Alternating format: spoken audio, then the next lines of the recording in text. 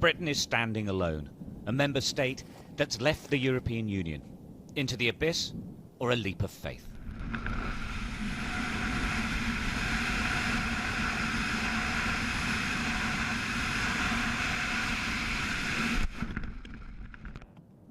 Norway loves base jumping.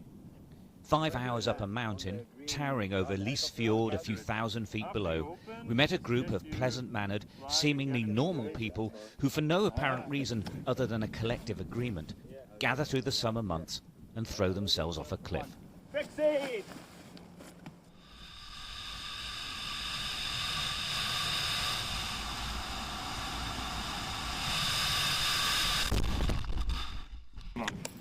Multilingual, very European and liberal, you might expect them to be Remainers. But no. Brexit is, they argue, like base jumping. Going it alone and hoping to survive. When I heard about the Brexit, I thought, it's like me jumping from a cliff. You never know where it's going to go, but the feeling afterwards can be exhilarating. It can be awesome. It can be really something. So. Or it could go horribly wrong. Yeah, it could go horribly wrong.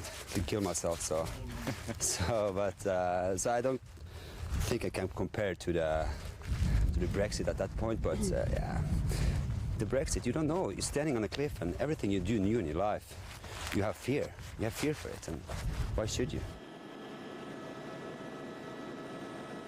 This staggeringly beautiful country is not part of the European Union.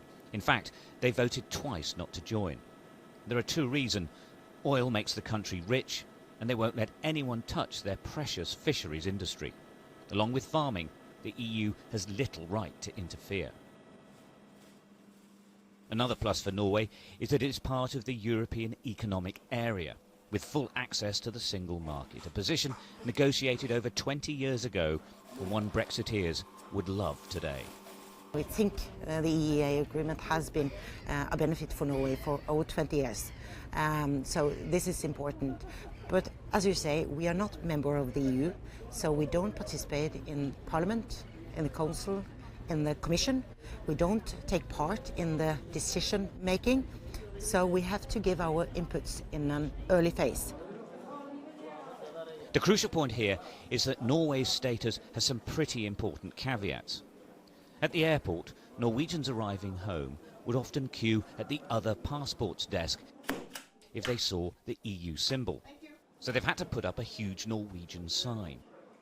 They still get confused even now, and it drives the border guards nuts. And this, for Brexiteers, is where the Norwegian model becomes a problem. Because all EU citizens can come and work here. 200,000 to 300,000 have. It's just part of the deal. And as such, Norwegians accept that all European laws are imposed from Brussels, that they have absolutely no say in the decision-making process, and for this they have to pay, almost as much as the UK. In reality, they are surrogate members of the EU, very Norwegian perhaps, questionably British. On two different occasions, the Norwegian government negotiated full entry to the European Union, and on two different occasions, they put it to the people. And both times, against all expectations and by a very close margin, the country simply refused to become a full member of the EU. It was an incredibly divisive referendum, so much so that the whole issue barely comes up in politics anymore.